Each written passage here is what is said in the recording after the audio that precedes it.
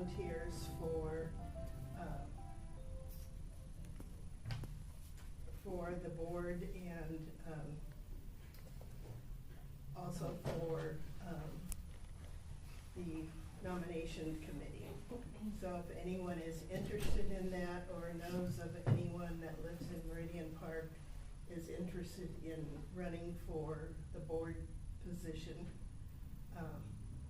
we will have, within a couple of weeks, we will have the information on our website for filling out a form to be filled out for applying for board position, and also telling you about Meridian Park and the things we do and what's required for people serving on the board.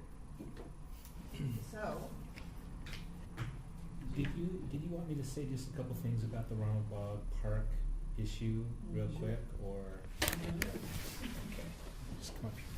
So, everyone is familiar with Sound Transit and the new stations that we're going to have at 145th and 185th. And the aerial structure, the rail system, will run up the east side of the freeway. Down by Twin Ponds Park, on the opposite side of the freeway, there is a wetland that will be destroyed by the construction of that. So, Sound Transit is working with the city of Shoreline to figure out where they can mitigate by adding some wetland to replace what they're destroying down there. And it looks like right now Ronald Bog Park is apparently the best location. So I have a map here. This is just a preliminary feasibility study, but they're essentially going to take, this is 175th up here. This is the edge of the water. They're essentially going to take this whole section of the park and it will no longer be accessible to us. It will be fenced off. It will become a wetland and a wetland buffer. There's the existing little structure down here by the water will be removed and potentially relocated. The little sculpture that's over here, not the horses, the horses will stay. There's farther inland, over by the water's edge over here, there's a red X sculpture, if you've ever been in the park down there.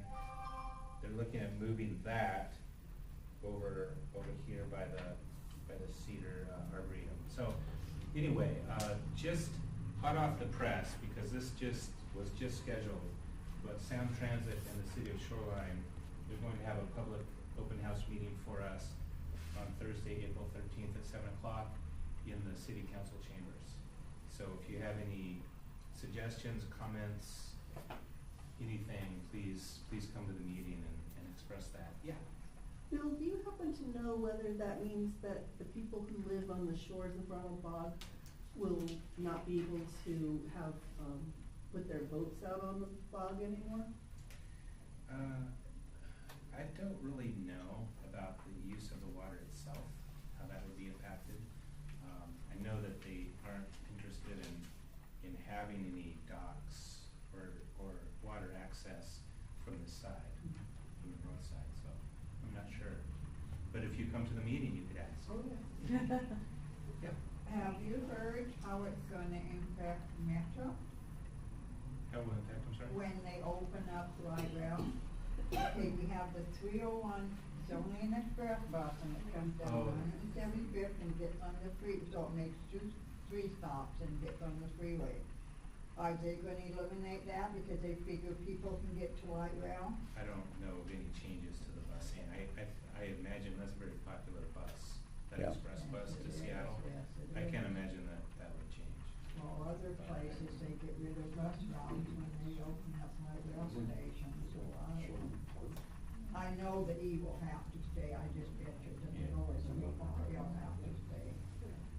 Well, thank you. Just, yeah, Yeah, is it, Ronald Bog's a shoreline park, is it not? it is. Then how is Sound Transit able to do their mitigation in our park? Good question. That's an excellent question, and one that I've asked. And I don't really have a good answer. And I haven't, Would that fall under eminent domain? no. I know It that, has to be that something that they've negotiated with the city. Sound Transit could, they don't have to do the mediation in Shoreline, they could do it somewhere else. And so I think that the city of Shoreline, not necessarily our neighborhood, but the city of Shoreline is thinking that that could somehow improve the park by putting a wetland there. But it's just, unfortunately for our neighborhood, Meridian Park, we only have a handful of parks. And that's the only one that actually has parking. And, so anyway, it's going to be a hit for our neighborhood. And so, I'd encourage you all to come to the meeting, find out more about that. From your inside perspective on these matters, is it way too early to see if the proposed federal cutbacks in spending are gonna terminate, torpedo, or delay the light rail? I don't know anything about that. Way past your face. Yeah. Thank you. No. Okay. Our program tonight is the fire department, and it's my delight to introduce their new PIO officer, Public Information Officer, Michelle Paddock. Is that Paddock. right? It's close enough, I married into the name, so. So she's going to be telling you a lot of things that will be helpful to you, how to take care of yourself, how to avoid accidents, what the fire trucks do, and any other questions that you might come up with to ask her. So, Michelle? Thank you. Good evening. Yes, my name is Michelle. I've been a shoreline firefighter here for about 13 and a half years. Really? And I live here in Shoreline also, so I'm kind of a fan of our city. Hmm. And working and living in the same location where I don't have to commute, it's pretty fabulous. So I took on this role, it was a promoted role to Public Information, Public Education Officer. I still get to be a firefighter as well, so it's kind of the best of both worlds. I get to be home every night unless we have calls. And I have 5 and 9-year-old daughters, and they're pretty thrilled. That was kind of a good push to get me to take this position. So as far as, I want to keep it, I don't like to have things very formal. I'd rather it's a good interaction, so that way you can ask any questions that you may have. Kind of the few topics to cover is fire safety in your home. So starting with that, the winter time is a big deal as far as fire safety for us. How many of you have baseboard heats if it's an older home? How many of you use space heaters?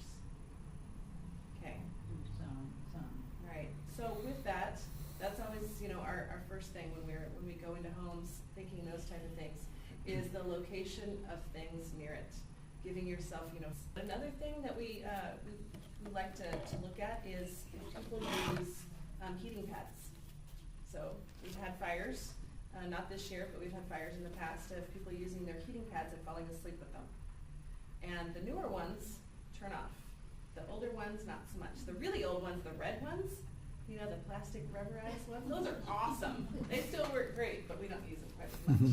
So just another thought there is thinking about, what type of devices you use. And if that's one of them, making sure that we have people that actually remember to turn them off. I understand the aches and pains, but, as far as the safety is concerned. Another thing for fire safety is most of our fires start in kitchens. So